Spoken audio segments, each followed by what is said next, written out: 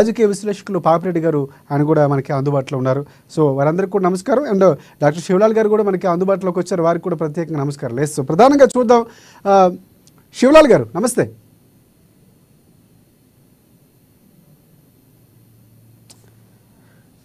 Yes BRS పార్టీకి సంబంధించి రామ్మోహన్ గారి దగ్గరికి వెళ్దాం. రామ్మోహన్ గారు నమస్తే. ముందుగా అమ్మని టీవీ ప్రేక్షకులకు అదేవిధంగా ప్యానల్ పెద్దలందరికీ నమస్కారం. రామ్మోహన్ గారు ఏంటి అసలు రేట్లకు సంబంధించి సామాన్యంగా మీరు కూడా డైలీ షాపింగ్ చేస్తుంటారు, వెళ్తూ ఉంటారు, అంటే ధరల నియంత్రణ ఎక్కడ ఉండట్లేదు. దసరా వచ్చింది, ఇప్పుడు ఒకసారి మళ్ళీ పిరుగు లాంటి వార్త అని చెప్తున్నారు. అసలు ఎందుకు రేట్లో నియంత్రణ ఉండకపోవట్లేదు? అంటే వరదలే కారణం అనుకుంటే ఈ ఒక్కసారికి వరదల్లో మనం సాగ్గా చూపించు, కానీ ప్రతిసారి కూడా రేట్లు 100కు పై వెళ్తున్నటువంటి పరిస్థితి కనిపిస్తుంది. కొన్నిసార్లు తగ్గుతున్నటువంటి ధరల హెచ్చుతగ్గులు ఒకవైపు అయితే ప్రభుత్వాలకు సంబంధించినటువంటి పాత్ర కూడా చాలా కీలకం. కొంతమంది రిటైల్ లేకపోతే వ్యాపారస్తుల చేతుల్లోకి వెళ్ళిపోయింది వ్యవస్థ అనేటువంటి ఆరోపణలు కూడా వినిపిస్తున్నాయి. ప్రధానంగా మీ యొక్క అభిప్రాయం ఏంటి? మొట్టమొదటిగా మనం తెలుసుకోవాల్సిన విషయం ఏంటంటే ఇందులో రాజకీయ ఆరోపణ అనుకోకుండా ఒక మాట. ఎందుకంటే ఖచ్చితంగా రాష్ట్రంలో కాంగ్రెస్ ప్రభుత్వం ఉన్నప్పుడు ఈ యొక్క వ్యాపార సంస్థల పైన కానీ వ్యవస్థ పైన కానీ ప్రభుత్వానికి నియంత్రణ ఉండదు.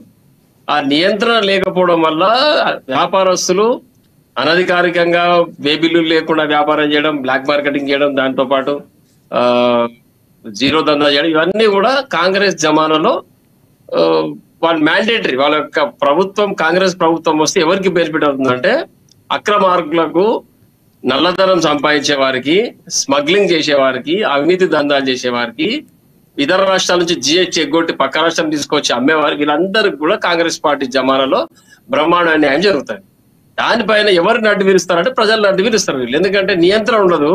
వారితో లోపాయకార ఒప్పందాలు చేసుకొని వారికి అక్రమార్కులకు ఫ్రీ హ్యాండ్ ఇచ్చేస్తారు ప్రభుత్వం.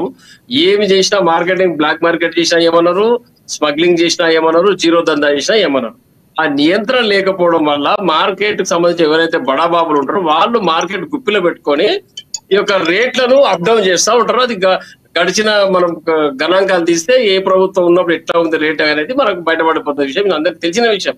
కాబట్టి అందరు చెప్పలేరు ఈ ప్రభుత్వం పైన మళ్ళీ చెప్తే మాకెందుకు ఇబ్బంది అని చాలా మంది దీనిపైన కామెంట్ చేయరు. కానీ వాస్తవానికి జరిగేది ఇదే. ఎక్కడ కూడా నియంత్రణ ఉండదు, దానిపైన విధి విధానాలు రూపొందించబడవు. ఇంతకుముందు విజిలెన్స్ అనేది ఉంటుండే ఒకటి. ఆ విజిలెన్స్ సిస్టమ్ వీటిపైన అక్రమార్కుల పైన లేకపోతే ఎక్కువ నిల్వ ఉంచడం పైన దాడులు చేసి అవి ప్రభుత్వం స్వాధీనం చేసుకొని ప్రజా పంపిణీ వ్యవస్థ ద్వారా ప్రజలకు పంచిపెట్టే విధానం నడుస్తూ ఉంటాయి.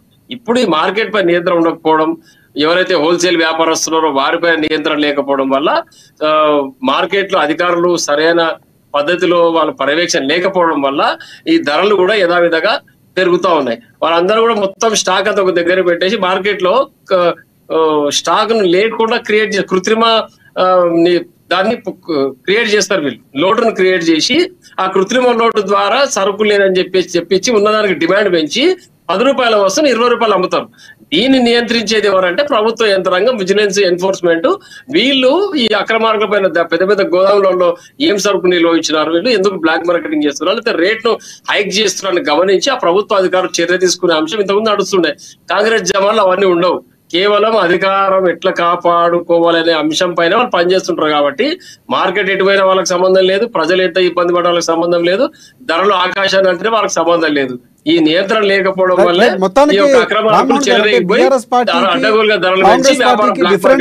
అంతేనా? ప్రధానంగా ధరల పెరుగుదలకు హెచ్చుతగ్గులకు కూడా కాంగ్రెస్ పార్టీకి బీఆర్ఎస్ పార్టీకి తేడా ఉంది. కాంగ్రెస్ పార్టీలోనే పెరుగుతుందంటారు. 100% ఇది మన గణాంకాలు చూసి తెలిసిపోతుంది. 100% ప్రభుత్వం ధరలు. కాంగ్రెస్ ప్రభుత్వం ఎందుకు ఈ మాట చెప్తున్నా అంటే వారు మార్కెట్ పైన వ్యాపారస్తుల పైన రామ్మోహన్ గారు ఒకసారి గణాంకాలు ఒకసారి మనం కూడా చూద్దాం. ఈ లోపు శివలాల్ గారి దగ్గరికి వెళ్ళి వస్తాను, మీరు కూడా వీలైతే చెప్పే ప్రయత్నం చేయండి. అంటే శివలాల్ గారు నమస్తే. నమస్తే అండి. ఎస్, ధరల పెరుగుదలకి